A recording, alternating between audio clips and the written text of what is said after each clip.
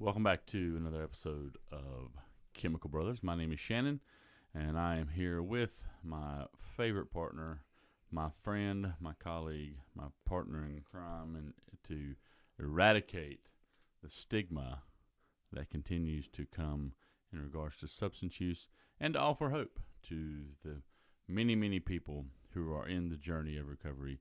Chris Strathy. Hey, everybody. Thanks for the intro there, Shannon. They're getting, as we go on this journey, the intros are always something I look forward to. I try to do something a little different. I appreciate that. You make me feel special.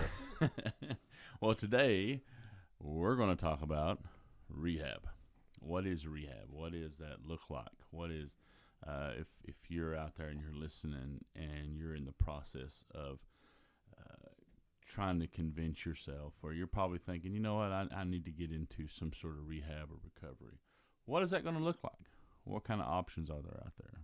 And the reality is, for most people, I would assume, this is definitely an assumption, is that when people think of rehab or they think of treatment, something conjures up in their brain of sitting in a room by themselves for the worst 3, 4, 5 days of their life, coming down off of their highs and cleaning out their body. And that's not necessarily the case. No, it's not. However, sometimes that could be the case. It could be. So, yeah, I guess I want to preface what I'm going to say today with, if you need help and you're hearing the things I'm going to say, please don't be relentless. Get the help you need. There's going to be hurdles, and you're going to hear about them as you read. And the other preface to this is, if you know somebody that needs help or a family member and you're wanting them to get help, don't be discouraged by what you're going to hear. It's an ugly world. The detox, rehab, just kind of how that looks, what success looks like, what it takes. It's a painful road. Mm-hmm. Yes. Yes, it is. But don't give up. So, yeah, that's I just wanted to throw that out there as we talk about this. I don't want it to be discouraging to somebody that's looking for help. But I will say you're going to get discouraged. Yeah. That's part of it. Well, it's tough. And I think what ultimately we're talking about, especially right here at the beginning, is when we think of that type of environment or treatment option, sitting in a room, going through 4 most difficult days of your life, that's detox. Sure. And that's detoxification. But that's not a treatment. That is just something that you have to go through, and some of the requirements that you have to go through before you get into treatment. Yeah, that is stabilization, essentially making sure you are medically stable. Yeah. You're still going to be out of your mind. Mm-hmm. So we'll kind of go back to the beginning. If somebody's been on the streets, just abusing their prescription medicine, in and out of methadone or bupe clinics, whatever the case may be, somebody wants to get help. Really, the first step in that is making contact with a detox facility or a longer-term rehab facility that will most likely make you go into a detox facility. And that detox facility, like we just said, is to make sure you're medically stable, because rehab facilities aren't medical facilities. They may be located at a medical facility, but rehab facilities are not medical facilities. So detox from alcohol and from benzodiazepines can kill you. Yes. So those two things, it's very, very important that they're medically supervised. There are medications to help physically and medications to help, both physically, but medications to help with symptoms of withdrawals, and medications to make sure that your body doesn't break when you're going through these couple days. Yeah, because you're right. DTs, detox, withdrawal symptoms can be very excruciating. Sure. Well, I'm going to cut you off there. DTs, delirium tremens, I believe.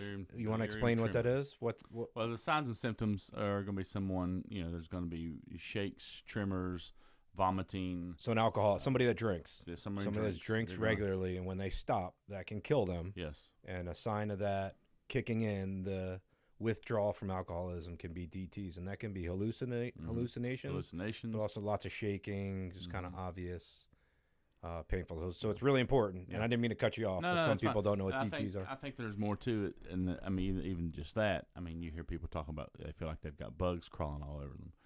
These are the feelings, the tremors, the tendencies, these signs and symptoms of someone going through a severe detox, and it could drive one crazy. It could drive one mad. Absolutely. And so they have to be into a facility to where they're going to be supervised, watched over, made sure that things don't get out of hand, and if they get too far out of hand, they can be given some medications to kind of calm those signs and symptoms down until they're able to taper off.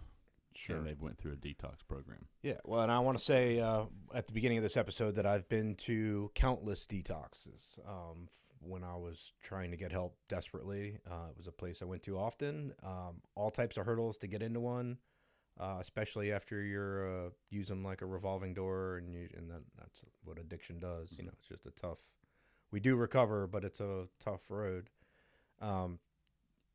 There's pain involved. It's not a place to go to make it easy. It's a place to go to make sure you're okay and that you're healthy enough to go to the next step in recovery. But I truly believe that pain is part of a solid recovery. It takes what it takes. I don't want anybody to go through pain, but when you go through the pain of withdrawals and you've made it a few days and then you take the next step to be really intensive about your recovery, that pain is a really driving force. You don't want to feel that pain again. That pain can be a real driving force to follow through with your recovery. Yeah. And, very similar to what you did with addiction, let's just look at the definition of recovery. A return to normal state of health, mind, or strength. The action or process of regaining possession or control of something stolen or lost. So ultimately, when a person goes through detox, when they go through those withdrawals, it is to get to a return to normal state. And as we talked about in regards to dopamine and that effect of dopamine in the body, your body's just trying to get back to that equilibrium because that's where it loves. Think of it like this. I had a paramedic friend of mine. His name is Danny Sweat. He taught me this very, very early in my services as an EMT before I became paramedic. He said, everybody loves a room temperature. Like you walk into a room and it just feels good. That to us is our equilibrium. And he says sometimes, you go into a room, it just feels terrible, like it's too hot.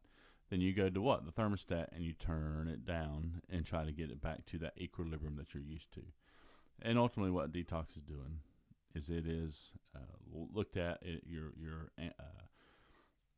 supervised, assessed, and you're carefully bringing back to that equilibrium to where you're not going to get too sick, you're not going to get overwhelmed, you're just going to get back to that point. And it may take anywhere between 3 up to 7 days before you're completely detoxed. Yeah, and I'd like to go into that a little bit more because I think that 3 to 7 days we really need to focus that is the equilibrium that's happening there is your physical body, your just chemical dependence.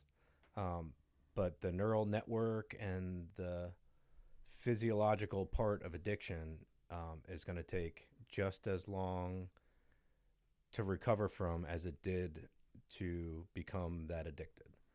So, we don't, alcoholics don't, rarely start drinking a case a day when they start drinking. It's something that might have taken a year, 2 years, 3 years, to have that habit and that addiction so strong that you're constantly ingesting it or your life revolves around it. So that, I think, is a major downfall to the system we have now with detoxes. Detoxes are available. They're available through emergency rooms. They're available through private companies. If you can get into a rehab, a lot of times they'll require it. But it is step one in 100 steps of recovery. Yeah, 100%. So it's an important step, but please, if you are looking for help and you're looking to get into a program, or your family members are going to detoxes, don't expect a different person to walk out of that detox facility. Expect that's not sobriety. That's your body stable after coming off some hard stuff. If you went to detox, you're on some hard stuff. Yes.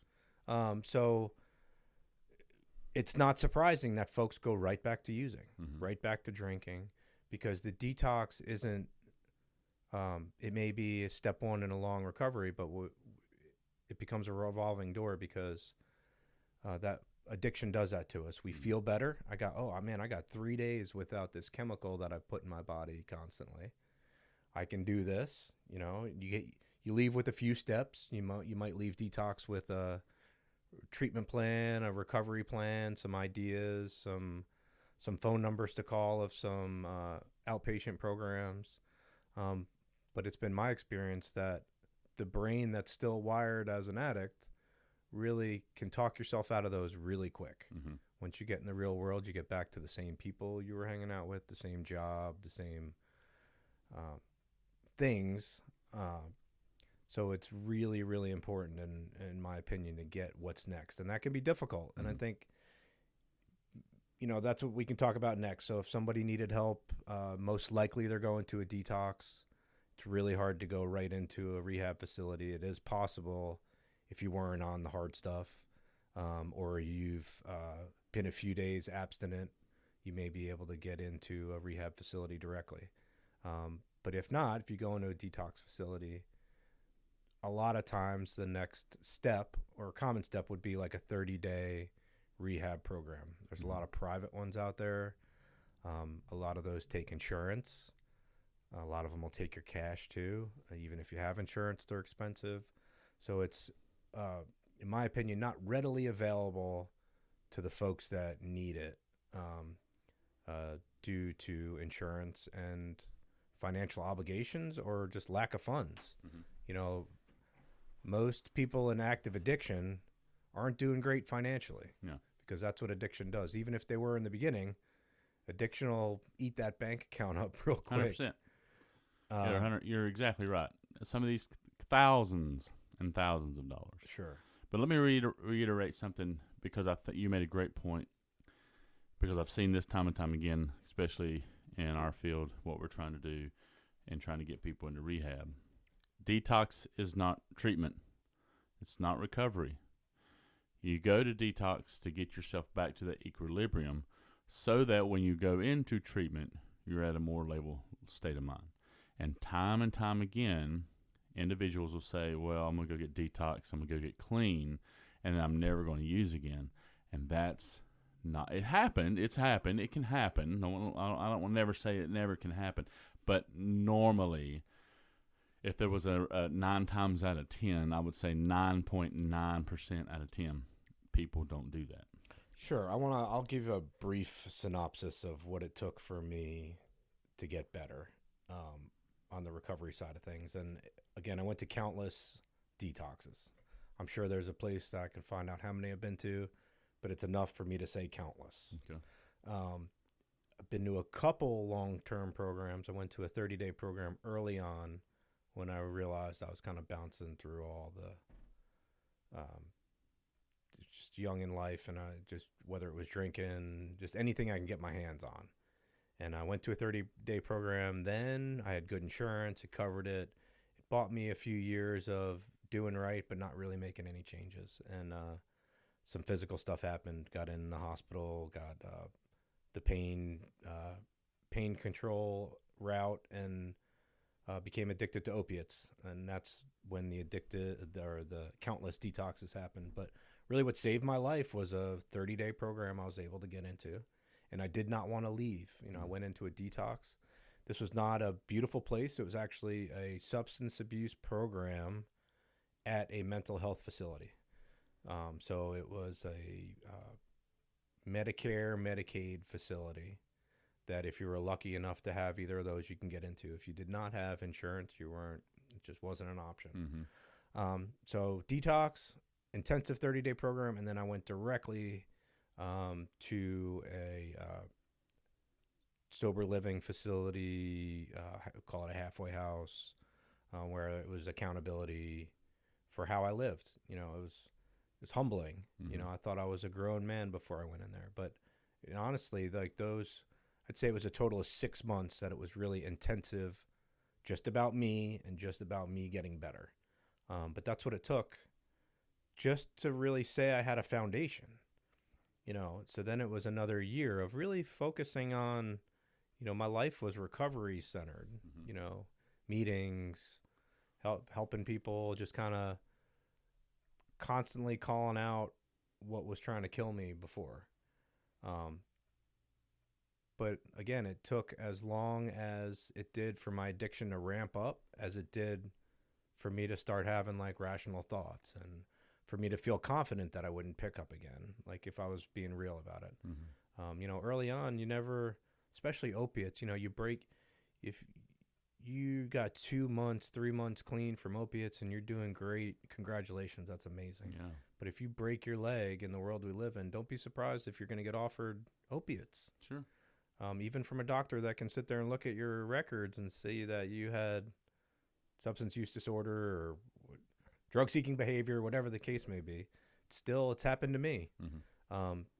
And that addiction in our minds, that disease, will make it very easy to say yes to something that you swore you'd never say yes to. Mm-hmm. So those things can sneak up on people, and I think that's why detoxes are so dangerous to view as recovery, like you said. Yeah. That's step one in a really long process, but it's a very important step. Yep. And that step needs to be available. Yes. And I think that's part of the stigma, pushback. It's okay to go. In the world we live in, you got to do whatever it takes to get in, because now there's not beds.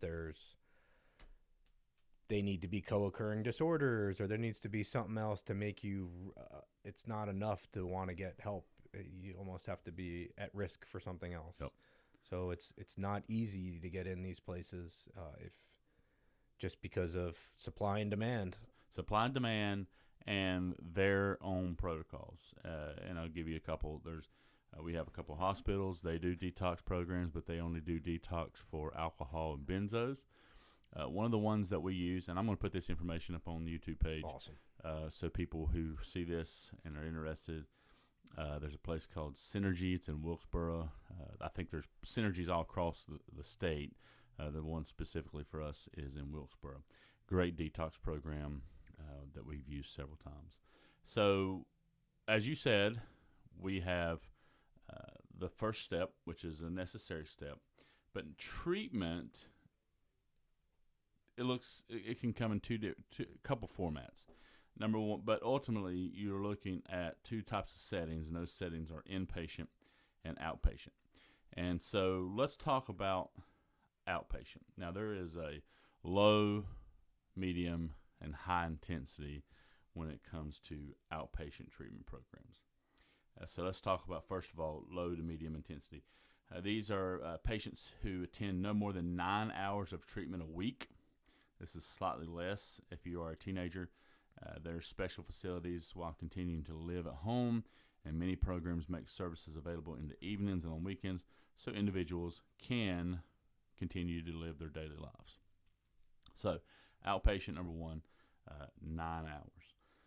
Then you have some sort of program that is called what we call intensive outpatient, IOP, intensive outpatient. This is anywhere between 10 to 20 hours of treatment a week. They may come in Monday, Wednesday, Friday. They may come in Monday, Tuesday, Wednesday, Thursday, Friday for 3 to 4 hours to get that treatment. And it's going to be a place for them to come, talk about their circumstances, talk about what they need. They may, and this is again a topic for another day, may receive medication-assisted treatment. Which again we'll talk about at another time, because that's a very heated topic. Very heated. It's a very interesting topic that we'll get to. And this is a program, and I've seen this work too. These are individuals who they know they have a problem. They necessarily can't go to an inpatient, which we'll talk about shortly. So they'll go to a place that's located nearby in their hometown, in a town over, that offers this IOP. And they go, they're there for 4 or 5 hours. They sit, they talk to a counselor, they talk to a therapist, they talk to a physician, and they try to get them to recognize their problem, educated on the opportunities to overcome their obstacles in those problems, and then they also treat, sometimes with medication, to subside that addiction, so where they can live a normal life, and eventually, hopefully, the goal is to be tampered off to where they don't need anything. Yeah, if that's medical assisted. Yeah, Yes. if they're using. Yeah. You want to talk about inpatient? So inpatient, this is a very high intensity. This is a treatment that's provided in special units of hospitals or clinics. They offer both detox and rehabilitation services. Some just offer rehabilitation services, not detox. Some of them require you to be detoxed before you come into the program. And it's used with people with serious medical conditions, mental disorders, and substance uses. These programs can go as 28 days, which is going to be mainly your alcohol detox, up to 2 years or more. And these are some high intensity. These are everyday therapy. This is not just every day. Some facilities offer you to place to get a job, to where you can actually pay back your bill, your charges that you accrue. Because, like I said, these things can be very expensive. I know I talked to one the other day, and it was like $25,000. Sure, yeah. But it's treatment, and it's an opportunity for you to overcome this crazy world of addiction and these problems. They're going to offer individual counseling. This is where you sit down one-on-one with a counselor. You talk to them about your substance use. You can go as deep as you want. They have group counseling. Group counseling has been around for many, many, many years. This is programs such as AA, NA, Al-Anon, Sex Anonymous, whatever your addiction is.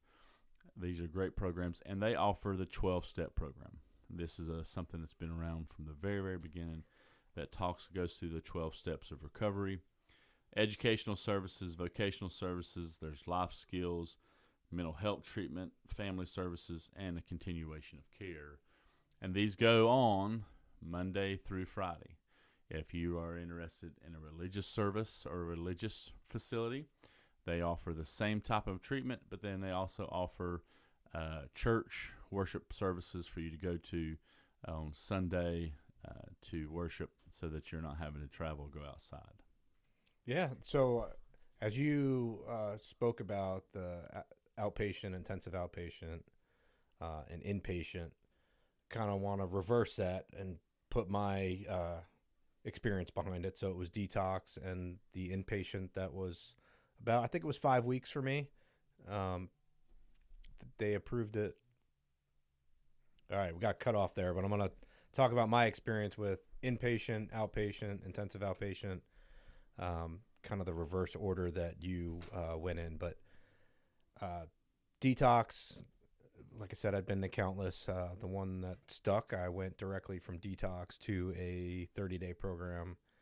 I think I was allowed to stay for 5 weeks. It was the type program that was, you just kind of got approved week by week. It was a Medicaid, Medicare facility.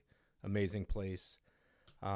Anytime one leaves a rehab, whether it's a detox, they're calling a rehab, or they're giving you some skills when you leave there, or a 28-day program, really should have a recovery plan, just a daily plan on what you're going to do next. And when a really great idea is to jump right into inpatient into intensive outpatient, and that's the program we were talking about, where it might be 10 to 20 hours a week, 3 to 4 days of classes, where you're sort of doing the same thing as the inpatient. Inpatient is really about just structuring a day that has a little bit of normalcy to it, like waking up and eating breakfast. That's not something that people are in an active addiction are doing, is 3 meals a day at the right times. And There's a lot of, like you said earlier, groups, whether it's uh, talking about past hurts, talking about traumas, talking about how to deal with your specific drug of choice, just life skills. So you're just getting a taste of that in inpatient. And outpatient is really where you have, you one foot in the real world and one foot still in this world of entering recovery. And it's kind of like you got that choice every day. And the more you make that choice to do that 4 hours of classes, and the more you make the choice to participate, and the more you're being honest with a therapist, and you might be seeing a psychologist and a psychiatrist, you're going to be addressing mental health issues because there's so many co-occurring disorders with substance abuse. Yeah. I'm of the belief that most addicts are in the situation from a trauma, and undealt with trauma. Agreed. And I could be wrong. I don't. No, but I think it's just been my experience. So dealing with that trauma is important, and that's part of this. This IOP is really just learning how to live. So you're out in the real world, and it may feel like I want to go to my job. I don't want to do these classes. Money will solve all my problems. But again, it's giving yourself the grace to recover in the same amount of time that it took to get as bad as you were. Yeah. So whether that was a year, 6 months, 2 years, and that seems like a daunting task, but just keep following through with things Absolutely. like IOP and meetings, whether the 12-step meetings or meetings all around your community, to own your mental health, your recovery, just kind of your life skills, learning how to show up to a job. All that stuff is really just accumulated. Starting off with that detox where you can get physically stable. I can sit still to enter into this recovery. Going, whether it's a program, inpatient, outpatient, just meetings, finding somebody that's willing to go under your wing, whatever that looks like for you, just be as intensive as possible. Yeah. Talk yourself into being intensive as possible. And if you're listening to this and you have family or friends that you're helping or hoping to help get into treatment, please recognize that also, that encourage them to take the time they need. This isn't something that happens in 3 days of detox. It really isn't something that happens in 28 days of, intensive outpatient or inpatient. It's something that takes a good amount of time, but can and does happen if folks stick with it. Yeah, well, and that's the thing, is they have to stick with it. They have to have the desire to want to change. And you want to be an encourager. Don't feel discouraged if it doesn't work the first time, because it does take time. It does take several times. I can't remember what the national average is, but it does take multiple times sometimes. And so we want to be encouragers, because it is that step. And you never know when it's going to come about and they're going to go, you know what? This is my life. I know it's going to be a challenge. And you're always going to be recovering. You're always going to be recovering for the rest of your life. You're always going to be in recovery. Yeah, there will come a point in recovery, and I think people that do or have recovered or are in active recovery will recognize this, but there comes a day or a moment where you have to choose to go after recovery as relentless as you did for your drug of choice. Because there were times I'd have walked uphill both ways to get what I needed. And I know there's people that'll, values go out the window when you had to get what you had to get. So there will come a time in recovery where you'll need to be that relentless, except it's for the right thing. Yeah. And you don't want to give up. And that's what you need, as many people as you possibly can to come in behind you, to support you, to pick you up when you've fallen, to recognize that, what the addiction has done, what it has caused. And eventually, there will come a day people do recovery. Amen. They sure do. And that's what I love how, Chris, you say that, and we use that periodically throughout our podcast, is that don't give up hope. because people do. We do recover. We absolutely do. And we have a licensed clinical social worker here in our county. She works at the health department, and she says something that you just said, is that it's self-medication, coping skills, and that's where the addiction and substance use comes in, and that's the things that need to be talked about, and those are things that need to be shared. But don't give up hope. Never give up hope, because people are recovering. And while you're recovering, we're going to continue to be here, because my name's Shannon. And I am Chris Strathy. And we are the Chemical Brothers.